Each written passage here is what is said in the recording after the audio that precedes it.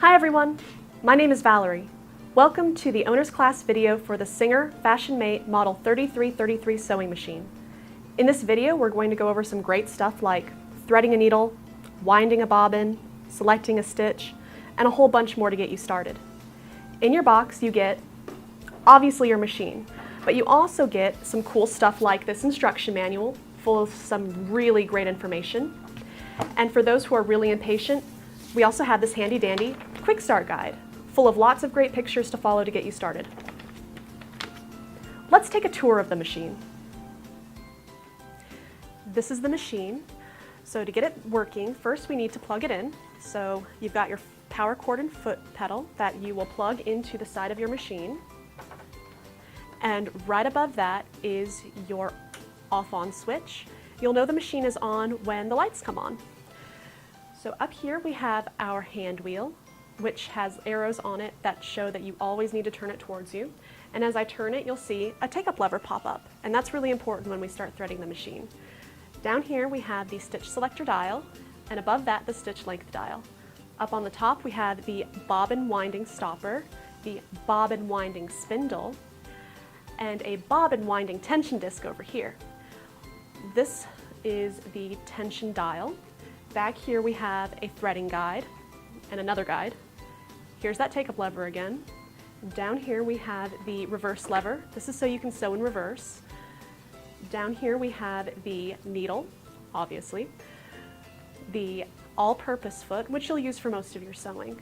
In the back we have a presser foot lifter. It's up when you thread, down when you start to sew. Your bobbin is right here along with the cover. And you can remove this piece to expose a free arm, which is great when you're sewing like cuffs, pant hems, anything circular. If you turn this around, it's got a door. And we have all of these extra accessories inside, such as extra bobbins, spool caps, and presser feet. And so before we thread the machine, let's look at some of these extra presser feet. In total, this machine comes with 4 presser feet.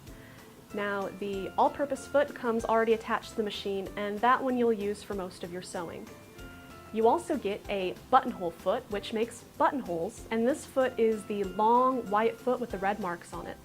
You also get a button sewing foot, which is used to sew buttons onto your projects using the zigzag stitch, and that foot is the transparent one with like the little blue feet sticking out of the front. And lastly, you get a zipper foot, commonly used for inserting zippers, but you can also use it for making and inserting piping. Now let's thread the machine. When we thread the machine, first we're going to wind a bobbin. So we're going to get the bobbin out of the machine. Raise your presser foot lifter to raise your presser foot, and move this little black button to the right. And this pops your clear view cover. Take that off. And retrieve your bobbin. Now this is a class 15 transparent bobbin. So if you want to go get more bobbins from the store, make sure they are a class 15 transparent bobbin. Using a wrong bobbin is like using the wrong part in your car. It's going to give you problems. So to start winding our bobbin, first get some thread and put that thread on the spool pin and cap that off with the spool pin cap. Now on the top of the machine we have 2 sets of diagrams, one in gray, one in pink, and for bobbin winding we're going to follow the pink diagram. So number 1, put the thread through this little guide. Check. Second, we are going to wrap it around the bobbin winding tension disc, and when you wrap it around, really make sure it gets in there for proper winding. So you might even want to floss it a little bit, like you're flossing your teeth. Next, we're going to bring it across to this other set of diagrams, which shows how to thread the bobbin and put it on the bobbin winding spindles. So first, we have our thread and we have holes on the top and bottom. It doesn't matter which one, but go from the inside of the bobbin up through the top and grab the little tail. Now put the bobbin on the bobbin winding spindle and you'll hear it click into place. Make sure it clicks into place because if you start winding and it's not all the way on there, the thread will wrap around the spindle itself and it's just kind of a pain to get off. So now that it's on, we are going to follow number 5, move it to the right. That engages the bobbin winding mode. So now, while holding that tail, press on your foot control and start winding it until you can bury that tail. All right, it looks like it's buried, so now I'm going to take my scissors and cut off this tail and make sure that it cuts off flush with the top of the bobbin. Then we can continue winding.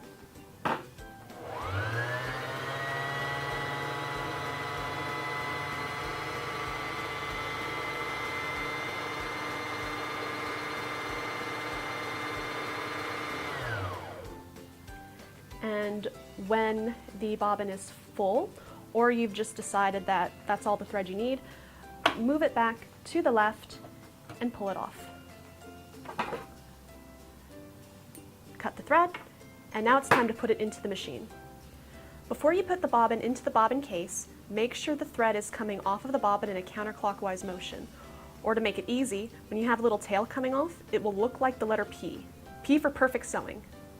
So we're going to put the bobbin into the bobbin case, and on your clear view cover you have a little diagram showing you how to thread it. So we are going to put our finger lightly on the top of the bobbin to hold it into place, and we're going to bring the thread under this little gray guide with an arrow. We're going to bring it up and around this black piece, back down, and across this little thread trimmer.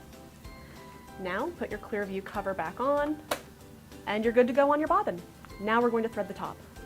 If you just wound a bobbin, the top of your machine probably looks like this. So before we thread it, let's get this thread off of the bobbin winding tension disc, and we'll follow the gray threading diagrams this time. So our thread's already in number 1, great. Now we'll bring the thread to the number 2 and put it in between these 2 metal pieces. And we're going to follow the arrow, we're going to come down, 3, keep going down, 4, we're going to make this U-turn, and we're going to go back up. We're going to get to the take-up lever at number 5, so we're going to come around this piece and let the thread come up to the eye. Bring the thread back down by number 6 and tuck it behind this little metal piece. It's actually a guide, so bring the thread behind that. There's another guide right above the needle. And next we will use the built-in needle threader. And before we use it, let's make sure the needle's in the highest position. So move the hand wheel towards you and watch it move. And right as it begins to come back down, that's how you know it's in the highest spot. So now we're good to use the built-in needle threader. It has a little white lever piece right here that you're going to push down. So we're going to bring it down a little bit, wrap the thread under this hook bit, and wrap it over. Bring the built-in needle threader all the way down so that these prongs encompass the needle. Now put the thread in between those prongs. Keep holding the thread to give it a little bit of tension, and let go of the needle threader, and it will form this little loop in the back. Pull that loop, and your needle's threaded. Bring it under the presser foot, and we're ready to sew. But first, let's take another look at that needle threader. When you use the built-in needle threader, push down on this white piece and bring the thread under the metal hook and over. When you push the needle threader all the way down, it has some prongs that encompass the needle. Put your thread in between those 2 prongs. Keep holding your thread to give it some slight tension and release the built-in needle threader, and a little loop will form in the back. Pull this loop and bring the thread under the presser foot. Now your needle is threaded. Now the bobbin thread is already seated and ready to go, so we can sew. All right, before we start sewing, we need to select our stitch, and we'll do that with our stitch selector dial. And when we select a stitch, you'll know that it's on the right area when you feel it click into place, and it will line up with this little bump above the dial. Now, I want to sew just a basic straight stitch, so I'm going to keep it right here, but I see 3 colors, gray, blue, and red. So how do I know which one I'm sewing? Well, up above that's the stitch length dial. So we've got gray for gray stitches, blue, and red. And you just move the dial. Here's the gray, blue S1 for blue stitches, red S2 for the red stitches. But I want that gray stitch, so I'm going to move it back. And in the gray zone, we have numbers.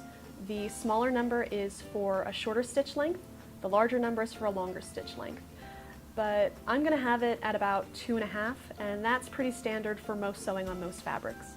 So now we're ready to test and make sure we threaded our machine properly. When you test to see if you threaded the machine properly, I recommend using some scrap fabric when you do this and not start with your project. So on this machine, we don't have to pick up the bobbin thread before we start sewing, which is an added bonus. We are going to put the fabric under the presser foot, and it was up in park while we were threading the machine, but now we're going to bring it down in drive because we're about to drive this bad boy. Press down on the foot control and sew a few stitches. Now you want to turn the hand wheel so that the needle is back in the highest position. Lift your presser foot lifter and pull the fabric out, and there's a little thread trimmer on the side that you can use. So here it looks good on the top, and it looks great on the back, so good news, our machine is threaded properly. However, if it looks like this on the bottom with a lot of loops, then I recommend rethreading the machine. Most of the time it just means that your machine isn't threaded properly. You can also check your quick start guide and manual for more information. Now we're ready to sew our project. Our machine is already set up to sew a seam. So we are going to start with our new fabric, and we have some guides on the needle plate, and they have some markings on them to designate the seam allowance width, like 3/8, 5/8, 1 inch. A lot of projects use 5/8 seam allowance, so I'm going to line my fabric up with that line, and I'm going to bring the presser foot lifter down and sew a few stitches forward. Turn the hand wheel towards me to bring the needle in the highest position, and now I'm going to sew in reverse to lock the stitch in place. So I'm going to push the reverse lever and hold it. Sew back a few stitches. I'm going to release the lever and continue sewing. Now when I sew, I'm not pushing the fabric, I'm not pulling the fabric from the back, I'm just guiding it so the edge lines up with my seam guide. Okay, I'm at the end. I'm going to turn the hand wheel towards me again just to get up to the edge. Now I want to lock this in place as well, so I'm going to push down on the reverse lever and sew backwards a few stitches. And I'm going to release the reverse lever and sew a few stitches again. Turn the hand wheel towards me so that the needle is again up in the highest position. Lift your presser foot, trim the thread, and we have a finished seam. The reason that I did the reverse at the beginning and the end is to lock the seam in place. That way our project doesn't unravel as we work. Now let's see how to do some decorative stitches. So to select a decorative stitch, I'm going to come back to my stitch selector dial, and I'm going to line it up with this one right here because it's got 3 pretty cool designs. I have in gray a multi-step zigzag, in blue a honeycomb stitch, and in red a feather stitch. So we're going to go over doing each of these stitches. For the multi-step zigzag stitch, I'm going to come up to my stitch length dial in the gray zone. And I was at about 2.5 for straight stitch sewing, and just for funsies, let's put it on number 2 and see how that looks. Okay, put the fabric under the presser foot, bring the presser foot down. Oh, actually I should probably start back here.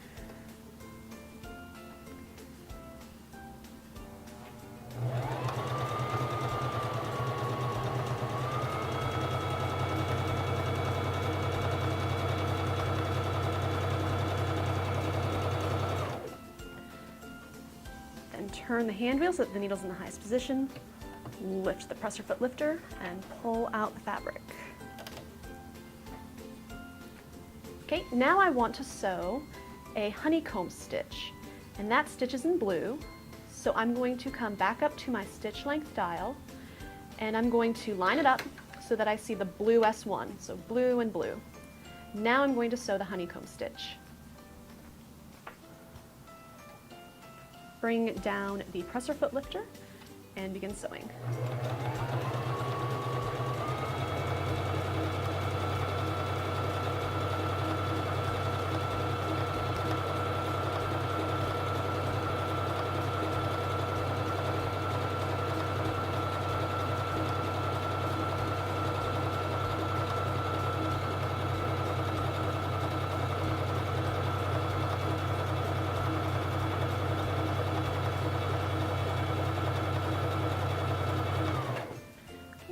Turn the hand wheel so that the needle's in the highest position, lift your presser foot lifter, and trim the thread. Lastly, I want to sew this feather stitch in red.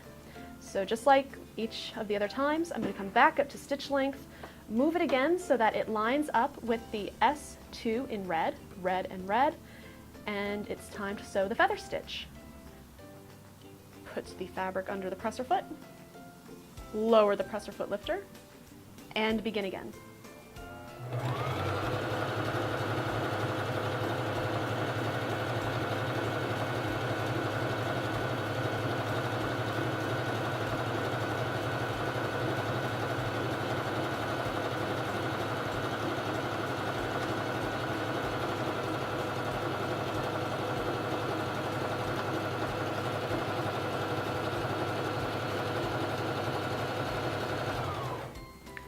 Turn the hand wheel again so that the needle is in the highest position, lift the presser foot lifter, and trim the thread tail. And there we have 3 decorative stitches, all on the same point on the stitch selector dial, but with varying stitch length settings. Now I want to go over how to do a zigzag stitch, because a zigzag stitch is very versatile and can be used in a wide array of applications. So I'm going to go back to my stitch selector dial and move it to this area where there's only this gray zigzag that goes from little to big. So I'm going to go on the narrow side, and because it's a gray stitch, I need to have my stitch length dial in the gray area, and let's sew it at the number 2 and see how that looks. Lower your presser foot and begin sewing.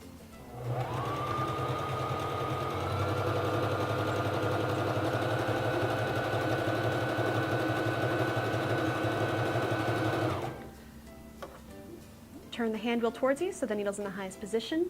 Raise the presser foot lifter, trim the thread, and there we have a narrow zigzag. So I'm going to make the stitch length a 4 instead of a 2, so I've increased it. And let's do that all again and see how it looks now.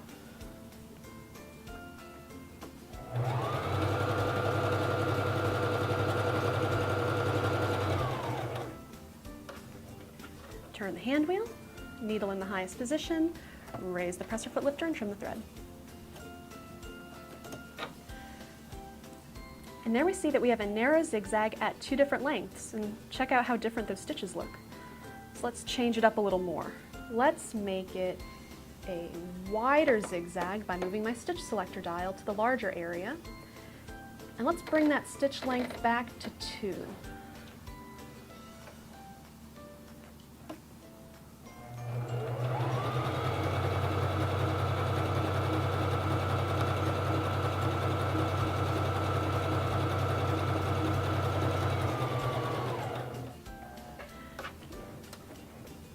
Turn that hand wheel towards you so the needle's in the highest position. Raise your presser foot lifter, trim the thread. And now I want to increase the stitch length on that to a 4. Let's see how that looks.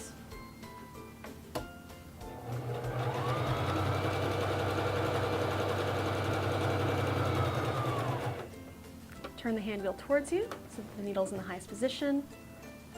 Raise the presser foot lifter, trim the threads.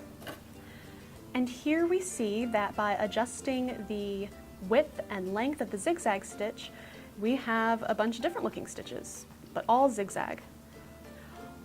One last thing I want to point out regarding decorative stitches is the tension dial up at the top of the machine. Because you might be using different threads, you might want to fine-tune the look of your stitch. And you can do that by moving this dial. You can move it down or up. And if you'll notice from 3 to 5, there's this line, so that kind of signifies your default zone. So for most of your sewing, you will be from 3 to 5. Well, let's make a buttonhole. Before we sew our buttonhole, we need to mark how long we want it. So I have my button on my fabric. I'm going to hold it in place and make a mark on the top and the bottom. So that's how long it needs to be. And then I'm going to take a ruler and make a straight line in between and it's going to look like a capital I. Now we're ready to make the buttonhole. It is super easy to make buttonholes on this machine. So first, to do that, let's remove the all-purpose foot by moving it towards you, and attach the buttonhole foot, that white foot with the letter B on it. Make sure the red marks are towards the left. Take the metal prongs and push away from you, and it goes in. Now we need to adjust the settings on the machine. To sew out a buttonhole, I need to go to my stitch selector dial and move it to the buttonhole area. I'm going to stitch out number 1, and you'll also see 2 and 4 in the same spot, and number 3. So we're going to do step 1 right here, and go up to the stitch length dial and move it to this buttonhole zone. And this zone allows me to adjust how far apart or how close together the stitches are based on how I want the buttonhole to look on my fabric. So if you have it in the left part of the zone, the stitches are a little further apart. The further you go to the right, the closer they are together. Now we're ready to stitch it out. I'm going to line up my letter I so that it's in the center of my buttonhole foot, and I want to make sure that the bottom of my I is lined up in this hole so I can see it. Bring down your presser foot and begin sewing.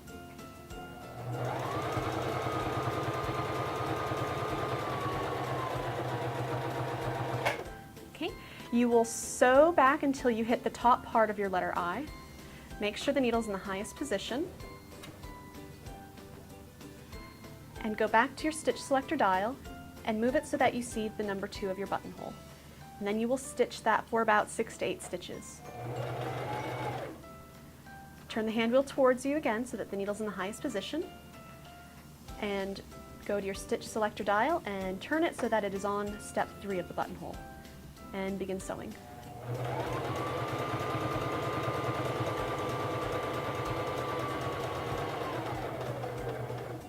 Stop sewing once you've gone back to the bottom of your I. Turn the hand wheel towards you so that the needle's in the highest position, and turn the stitch selector dial back to the number 4 and sew for about 6 to 8 stitches. Turn the hand wheel towards you so the needle is in the highest position. Raise your presser foot lifter, and here's your buttonhole. You can go ahead and clip the thread from the beginning, but once we trim our threads, the thread that we ended with, what you'll want to do is get a hand sewing needle and just bring it to the back and tie it off. Now I just pulled the thread from the front to the back with that hand sewing needle, like I said, and tied it off. And now we are ready to open up the buttonhole. I'm going to take a pin and put it through the top.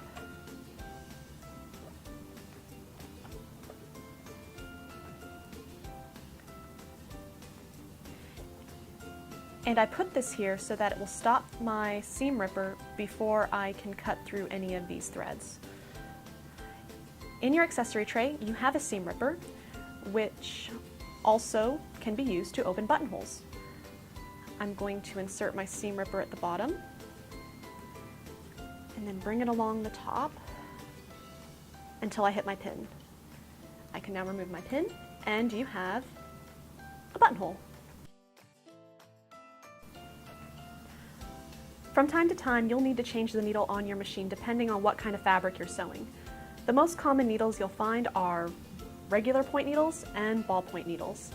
Regular point needles are used for fabrics such as silk, wool, or quilting cotton, any fabrics that don't stretch. And your ballpoint needles are used for your stretchy fabric, like swimsuit knits, t-shirt knits, and sweatshirt knits. The needles come in different sizes, such as lightweight, medium weight, and heavyweight. Now that you've picked a new needle, it's time to change the needle. So I'm going to remove the presser foot that's on the machine just to make it a little easier. And it will probably be helpful to maybe put like a piece of paper on top of your needle plate just to make sure you don't accidentally drop the needle into the hole. I'm going to grab my needle to secure it and take this L-shaped screwdriver that came in the accessory kit, and I'm going to turn the screw next to the needle towards me to loosen it, and then take it out of the machine. Now I can throw it away. Then take the new needle with a flat side to the back, insert it until it won't go any higher, and move the screw away from you to tighten it. And there you are. You have mastered the art of changing your needle. And that's our video. Thanks for watching. For more information, please check out the Singer website. Happy sewing!